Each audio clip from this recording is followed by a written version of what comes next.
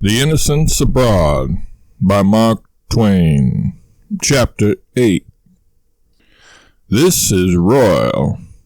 Let those who went up through Spain make the best of it. These dominions of the Emperor of Morocco suit our little party well enough.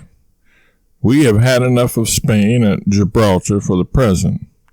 Tangier is the spot we have been longing for all the time.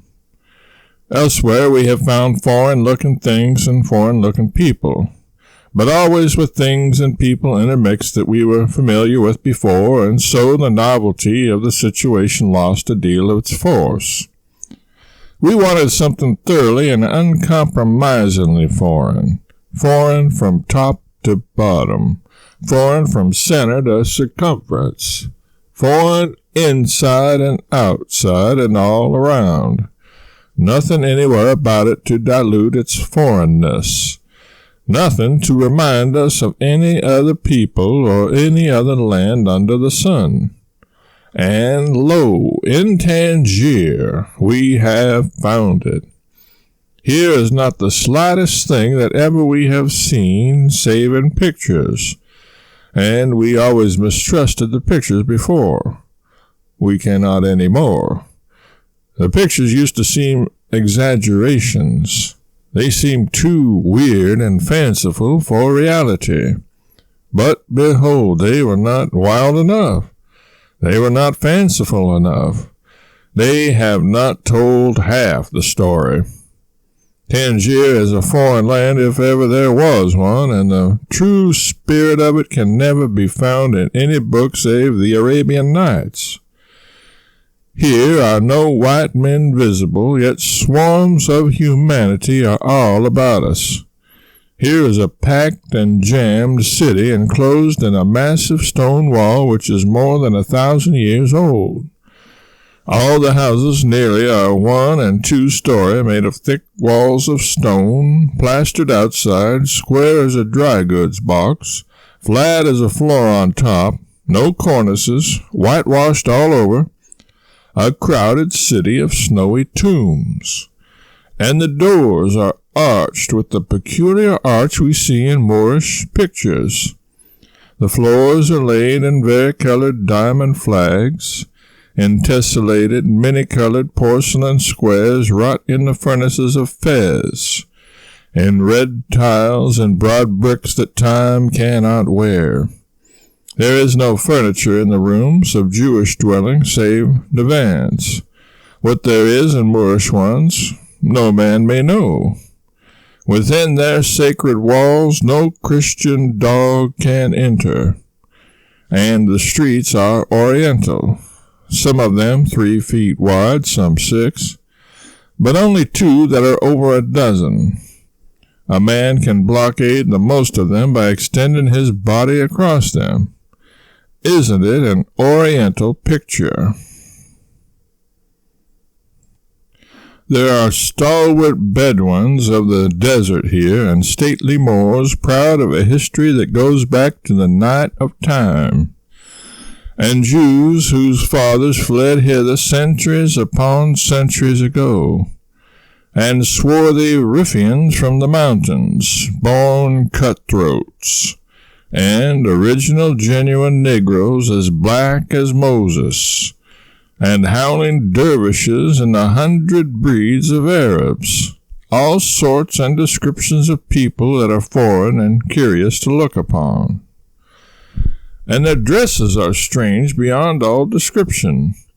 Here is a bronzed Moor in a prodigious white turban, curiously embroidered jacket, gold and crimson sash of many folds, wrapped round and round his waist, trousers that only come a little below his knee and yet have 20 yards of stuff in them, ornamented scimitar, bare shins, stockingless feet, yellow slippers, and gun of preposterous length. A mere soldier. I thought he was the emperor at least. And here are aged Moors with flowing white beards and long white robes with vast cowls, and Bedouins with long, cowled, striped cloaks, and Negroes and ruffians with heads clean-shaven except a kinky scalp lock back of the ear, or rather upon the after corner of the skull, and all sorts of barbarians in all sorts of weird costumes, and all more or less ragged. And here are Moorish women who are enveloped from head to foot in coarse white robes, and whose sex can only be determined by the fact that they only leave one eye visible and never look at men of their own race, or are looked at by them in public. Here are 5,000 Jews in blue gabardines, sashes about their waists, slippers upon their feet, little skull caps upon the backs of their heads, hair combed down on the forehead and cut straight across the middle of it from side to side, the self-same fashion their Tangier ancestors have worn for I don't know how many bewildering centuries. Their feet and ankles are bare. Their noses are all hooked and hooked alike. They all resemble each other so much that one could almost believe they were of one family. Their women are plump and pretty, and do smile upon a Christian in a way which is in the last degree comforting. What a funny old town it is. It seems like a profanation to laugh and jest and bandy the frivolous chat of our day and its hoary relics. Only the stately phraseology and the measured speech of the sons of the prophet are suited to a venerable antiquity like this. Here is a crumbling wall that was old when Columbus discovered America, was old when Peter the Hermit roused the knightly men of the Middle Ages to arm for the first crusade, was old when Charlemagne and his paladins beleaguered enchanted castles and battled with giants and genii in the fabled days of the olden time, was old when Christ and his disciples walked the earth, stood where it stands today when the lips of Memnon were vocal and men bought and sold in the streets of ancient Thebes. The Phoenicians, the Carthaginians, the English, Moors, Romans, all have battled for Tangier. All have won it and lost it. Here is a ragged, oriental-looking Negro from some desert place in interior Africa, filling his goatskin with water from a stained and battered fountain built by the Romans 1,200 years ago. Yonder is a ruined arch of a bridge built by Julius Caesar 1,900 years ago. Men who had seen the infant Savior in the Virgin's arms have stood upon it, maybe. Near it are the ruins of a dockyard where Caesar repaired his ships and loaded them with grain when he invaded Britain 50 years before the Christian era. Here, under the quiet stars, these old streets seemed thronged with the phantoms of forgotten ages.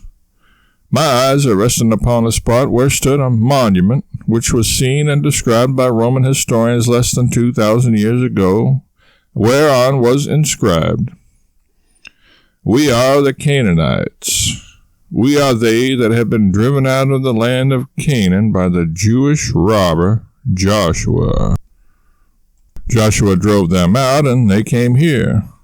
Not many leagues from here is a tribe of Jews whose ancestors fled thither after an unsuccessful revolt against King David, and these their descendants are still under a ban and keep to themselves. Tangier has been mentioned in history for 3,000 years, and it was a town, though a queer one, when Hercules, clad in his lion skin, landed here 4,000 years ago. In these streets he met Anytus, the king of the country, and brained him with his club, which was the fashion among gentlemen in those days.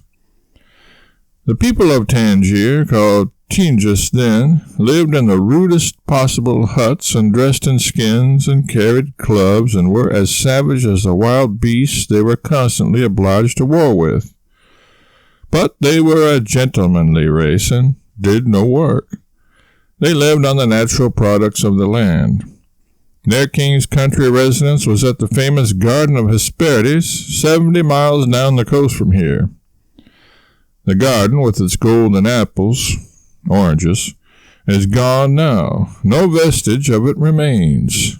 Antiquarians concede that such a personage as Hercules did exist in ancient times, and agree that he was an enterprising and energetic man, but decline to believe him a good bona fide god because that would be unconstitutional.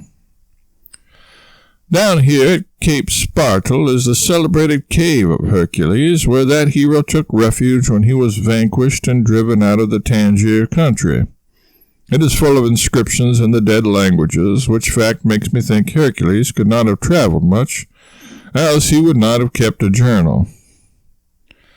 5 days' journey from here, say 200 miles, are the ruins of an ancient city of whose history there is neither record nor tradition, and yet its arches, its columns, and its statues proclaim it to have been built by an enlightened race. The general size of a store in Tangier is about that of an ordinary shower bath in a civilized land. The Mohammedan merchant, tinman, shoemaker, or vendor of trifles sits cross-legged on the floor and reaches after any article you may want to buy. You can rent a whole block of these pigeonholes for $50 a month. The market people crowd the marketplace with their baskets of figs, dates, melons, apricots, etc., and among them file trains of laden asses, not much larger, if any, than a Newfoundland dog. The scene is lively, is picturesque, and smells like a police court. The Jewish money changers have their dens close at hand, and all day long are counting bronze coins and transferring them from one bushel basket to another. They don't coin much money nowadays, I think. I saw none but what was dated 400 or 500 years back and was badly worn and battered. These coins are not very valuable. Jack went out to get a Napoleon change so as to have money suited to the general cheapness of things, and came back and said he had swamped the bank, had bought 11 quarts of coin, and the head of the firm had gone on the street to negotiate for the balance of the change. I bought nearly half a pint of their money for $1 myself. I'm not proud on account of having so much money, though. I care nothing for wealth. The Moors have some small silver coins and also some silver slugs worth $1 each. The latter are exceedingly scarce, so much so that when poor, ragged Arabs see one, they beg to be allowed to kiss it. They have also a small gold coin worth $2, and that reminds me of something. When Morocco is in a state of war, Arab couriers carry letters through the country and charge a liberal postage. Every now and then they fall into the hands of marauding bands and get robbed. Therefore, warned by experience, as soon as they have collected $2 worth of money, they exchange it for one of those little gold pieces. And when robbers come upon them, swallow it. The stratagem was good while it was unsuspected, but after that the marauders simply gave the sagacious United States mail an emetic and sat down to wait. The Emperor of Morocco is a soulless despot, and the great officers under him are despots on a smaller scale. There is no regular system of taxation, but when the emperor or the Beyshar want money, they levy on some rich man, and then he has to furnish the cash or go to prison. Therefore, few men in Morocco dare to be rich. It is too dangerous a luxury. Vanity occasionally leads a man to display wealth, but sooner or later the emperor trumps up a charge against him, any sort of one will do, and confiscates his property. Of course, there are many rich men in the empire, but their money is buried, and they dress in rags and counterfeit poverty. Every now and then the emperor imprisons a man who is suspected of the crime of being rich, and makes things so uncomfortable for him that he is forced to discover where he has hidden his money. Moors and Jews sometimes place themselves under the protection of the foreign consuls, and then they can flout their riches in the emperor's face with impunity.